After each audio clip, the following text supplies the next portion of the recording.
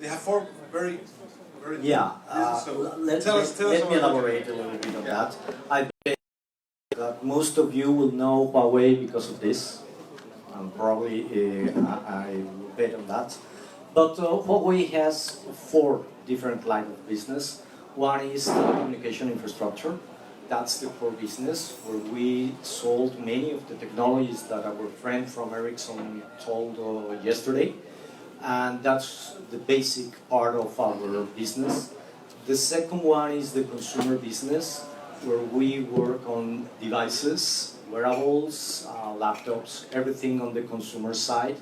But we have another two important business units, which is enterprise business group, where we sell all the ITC technology to end users, governments and enterprises, and a public cloud business. Those are our four. Where you compete with AWS and with Microsoft and with all that? Yes. Thank God we have competition. Okay, so you have four very important businesses, and the US government think that the Chinese military are looking into it, are involved in all that. But as far as I know, there has not been no proof of that. No proof of that, and Huawei is not a government-owned company. It's a private company. It's very strange if we think of a Chinese company, but it's a company that it's totally owned by employees. The founder of the company has only 1.3% of shares. The rest is distributed among employees. We don't have any government inside the company, so there's no proof of any of those. Do you have shares?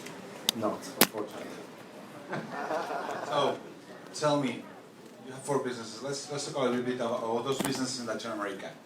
You have been very relevant in the infrastructure business in Latin America. You have built some of the networks.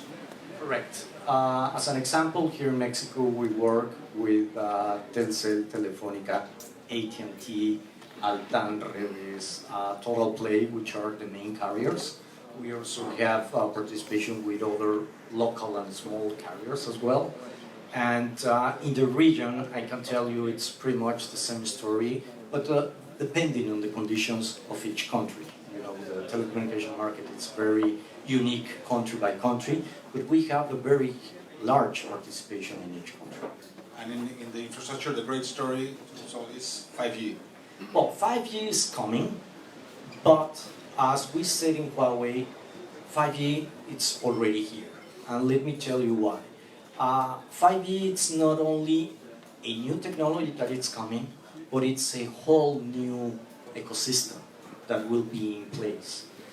With 5G, we're going to be working with Wi-Fi, with the 5G network, with the fiber seamless.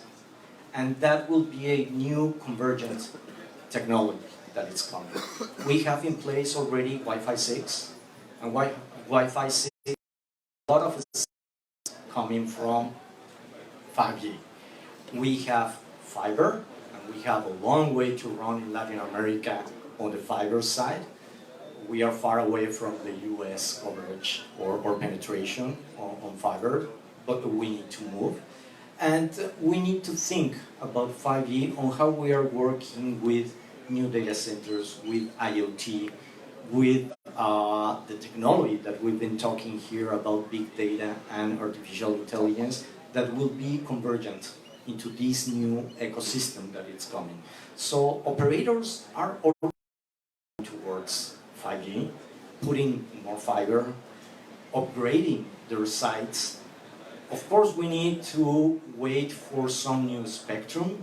We need to do some upgrades, but the process, it's long. So I would say 5G, it's already on the way. Some of the companies here, you have a big challenge, which is you're in the telecom sector, you have to deal with a consolidation, Telefónica is leaving, there is a big player, I think it's called América Móvil. Yeah, I think you're right. Yeah, and they have a lot of challenges, regulation in Mexico, they are not allowed to grow, but they are not leaving room for anyone else. So, how deal with that? I mean, we have this big elephant in the room, which is called Telcel, or Claro, and as media or many players here, we need them to grow, but they don't. They are in a situation that they don't let them grow, and they don't let anyone else grow. So how do you deal with that?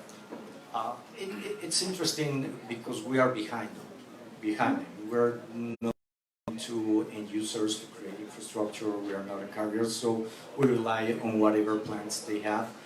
And our philosophy is always to work with all of the carriers, and the characteristic of this company is investing a lot of R&D on services and customer application. So we are just working with them. We are aware of that situation. But if you imagine the size of those networks, I mean, Mexico is not a small country. We are talking about 120 plus million users, 90% penetration, so you have very decent large networks, and we are working with them in improving quality of service. So there are many things that we're working with them. We would like to have them deploying 5G immediately, but that's not the case, but we're working. In the consumer business, you're dealing with another, which is called Google. Google is leaving, or you are leaving Google, it's not clear. So you have to develop a proprietary system. What are you doing there? I would say that one of the side effects of all these geopolitical circumstances with Imagine the US, that they have to develop a new platform for us on the phones. Android.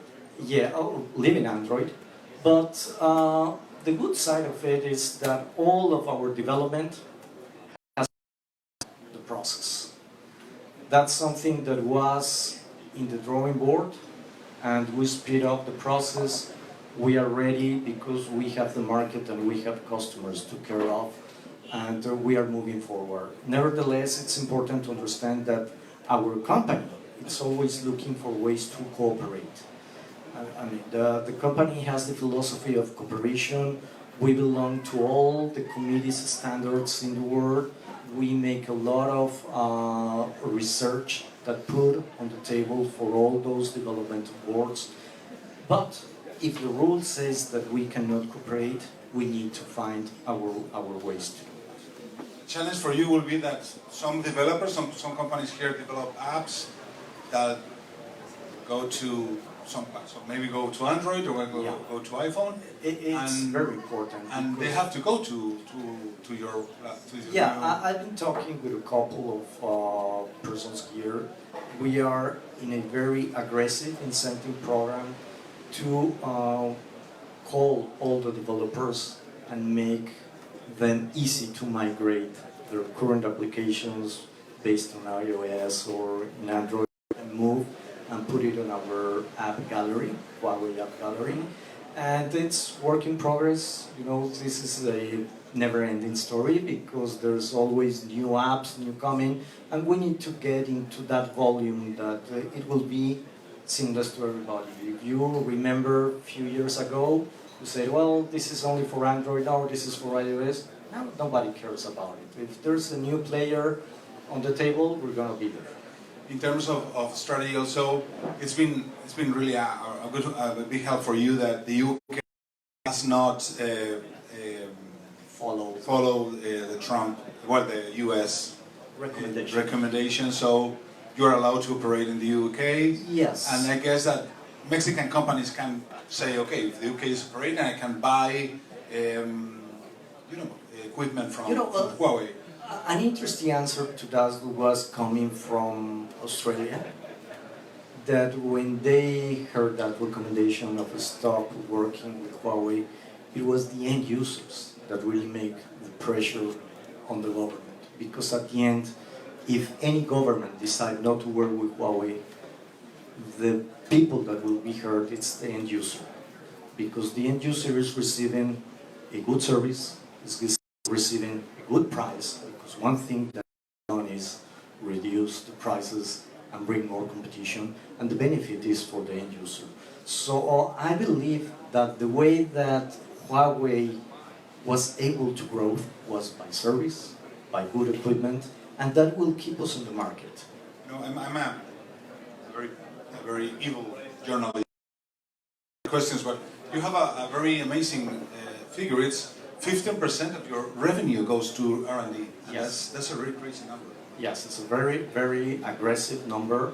That's why when I told you that our R&D only speed up the process is because we have probably 15% of over 120 billion revenue that we made last year, well, the previous year, because I haven't seen the or 19, on R&D. So the power that we have on that, it's very important. So you get very aggressive discount on prices, you get very good technology, and I guess that the consumer look really gets something.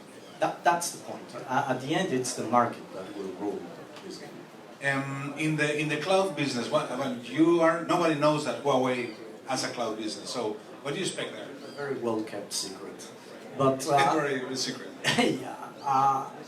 As I told you that we are the incumbent on the infrastructure, we are number 2 in the world for devices.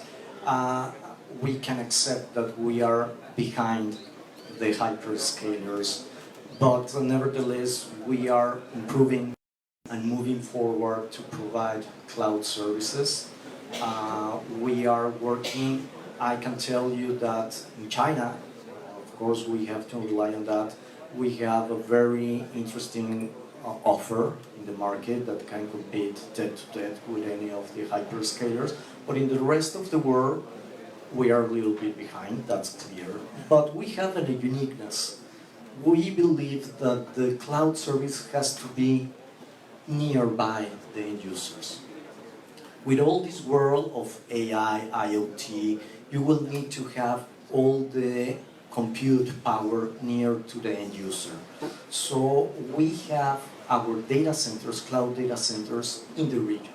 Which is very important for IoT, for example. Oh, certainly. When we talk about IoT, we're talking about latency, we're talking about fast response, and we need to create all that environment that can allow all those technologies. So we have data centers in Mexico, in Chile, in Brazil, and that's very important for the end user because we provide support services in the region, we provide data centers in the region in order to make it easy for our users to work with us. Joaquin, we already know that you don't have shares. What it's like to work for a Chinese company? How is it like? Is there a cultural shock? You're a Chinese giant. How is the culture? What changes? What are the challenges for Latin American countries to work with Chinese companies, for Chinese executives to work for Chinese leaders? It's very interesting. I would say it's different, and we have to be aware of that. But at the end, we have the business language. So it's not very difficult to do business with a Chinese company. We need to understand that they are culturally different.